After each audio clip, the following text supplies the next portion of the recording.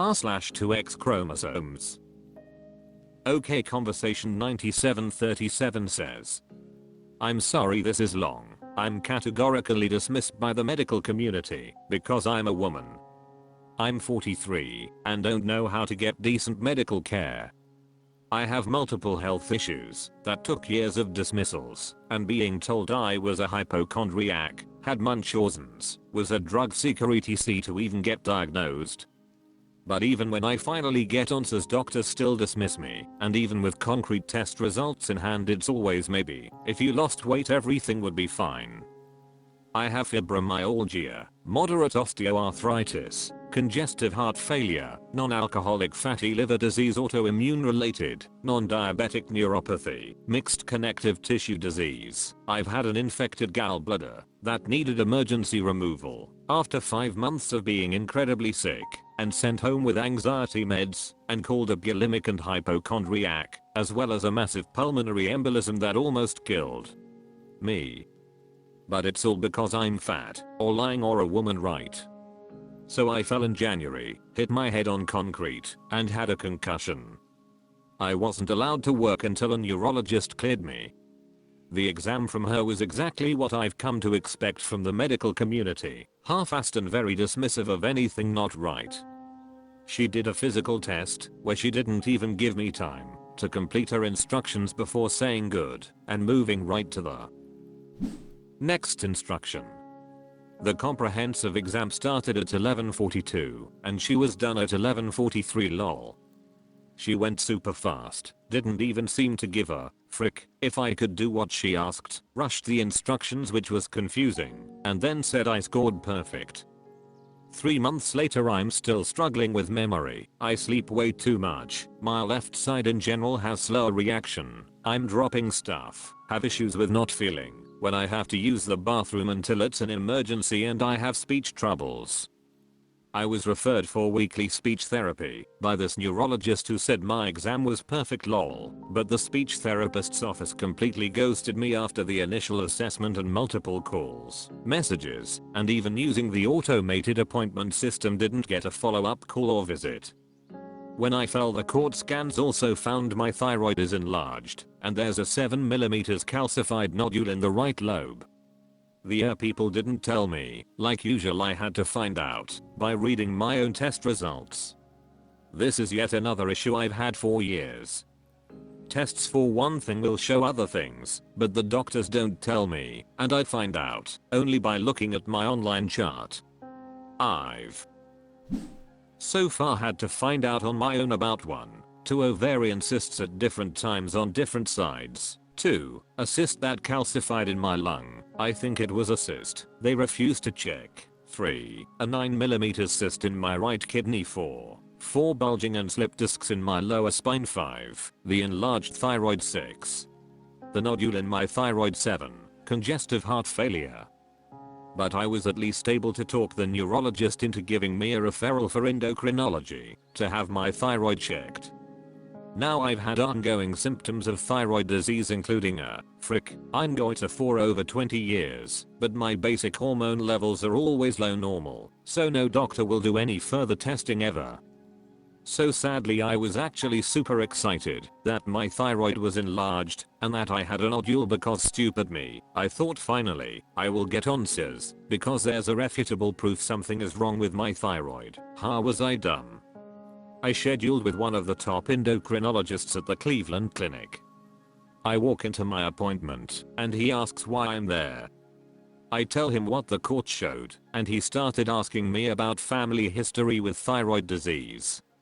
Paternal aunt had hers removed, maternal aunt had thyroid cancer, a cousin from a different maternal aunt had part of hers removed, and one of my maternal aunts has hyperthyroid disease. He waves his hand and says none of that matters and has absolutely no bearing on me because they aren't close relatives.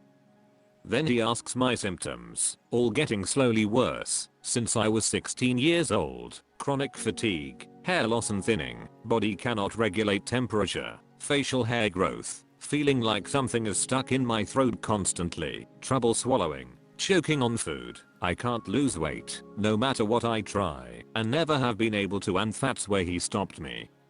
He ignored the rest of my symptoms and the visit was basically over at that point because he found the answer. I'm fat lol. But, never fear, in a couple years he truly believes Wegovy and Ozempic will be covered by Medicaid, and I'll finally have all my problems fixed, because I'll be able to lose weight. Literally the entire rest of the appointment he talked non-stop about Wegovy and Ozempic, and kept reassuring me that's all I need. Anytime I tried to say anything he cut me off, to keep talking about those two drugs. He did a quick ultrasound of my thyroid. Found it's definitely enlarged, found the nodule, but didn't even measure it, and dismissed it as a cyst after half a second. I don't see anything, it's a cyst, and he immediately moved the wand. Then I got my basic hormones checked lol. They came back low normal, lol big surprise. I messaged him through my chat and asked since basic hormones are normal, but I have all these symptoms, choke on food, feel awful, have an embarrassing and uncomfortable goiter, and a cyst in my thyroid is enlarged. What is the next step? He literally responded, the cyst is clinically insignificant. Almost everyone has them, ignored all the other symptoms, and never responded again. Y'all, I'm sorry this is such a long post, but damn it if this hasn't been basically every doctor's appointment since I was 16. I'm 43, I go to work, fight through constant pain and fatigue to do my job, go home and nap for 4 hours, make dinner and eat and go to bed. That's my life. I'm in constant level 6 pain scale pain even with meds and CBD creams. I shit myself. I occasionally wet the bed. I pee when I sneeze or cough. I walk into walls and trip on air. I choke on my own spit. I can't lose weight and the scale has been stuck at 265 for 17 years. It goes up or down a couple pounds and immediately goes back to 265. I drop stuff all the time. Fall several times a year from balance issues, can never sleep enough, and all of this got even worse after the concussion. And no matter what medical issues is found, and no matter what doctor I go to, it's downplayed to me being fat or a hypochondriac. I cannot go to the doctor for anything for 3 years, and as soon as I have a medical issue, drug-seeking fat hypochondriac, I'm so tired. I struggle to stay awake to do stuff with my kids. I missed part of my daughter's wedding reception because I had to lay down. I fall asleep sitting up at the dinner table. This is not normal. Why are doctors so horrible to women?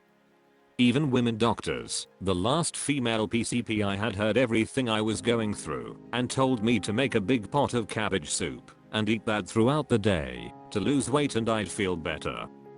WTF. I worry I'm going to die before I'm 50 of something undiagnosed at this point. Kittlin says. Unfortunately, the only solution is to 1.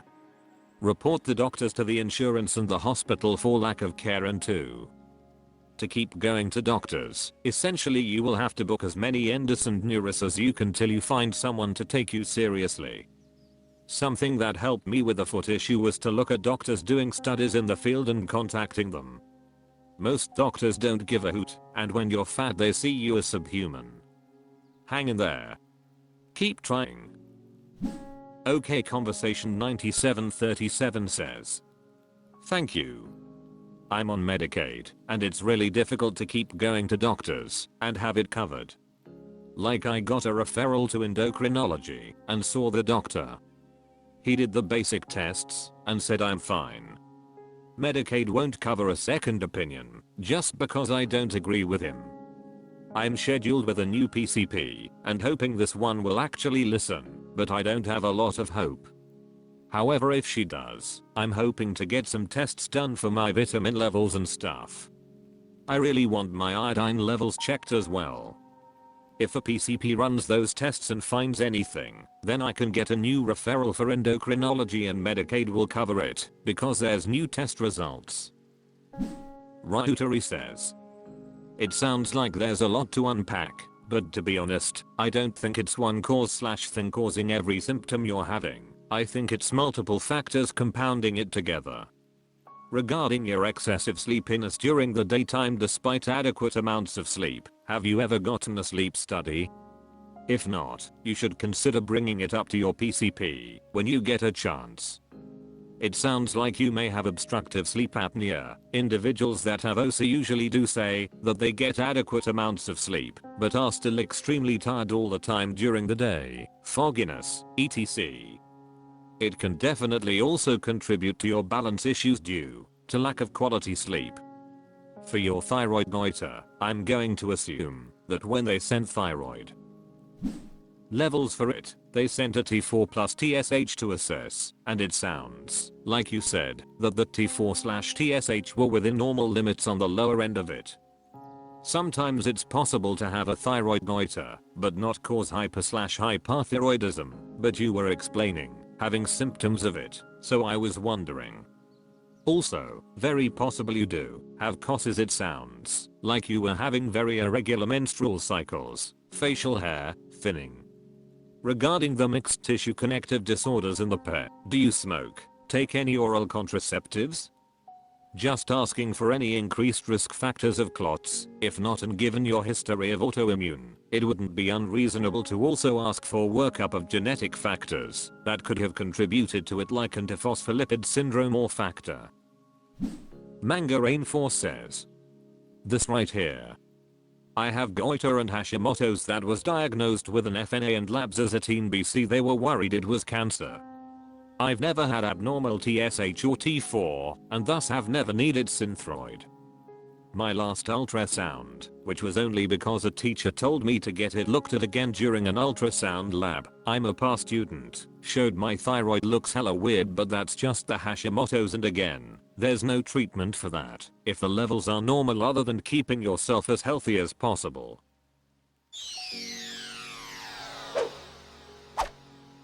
That's all for this video. Thank you for watching. Please subscribe.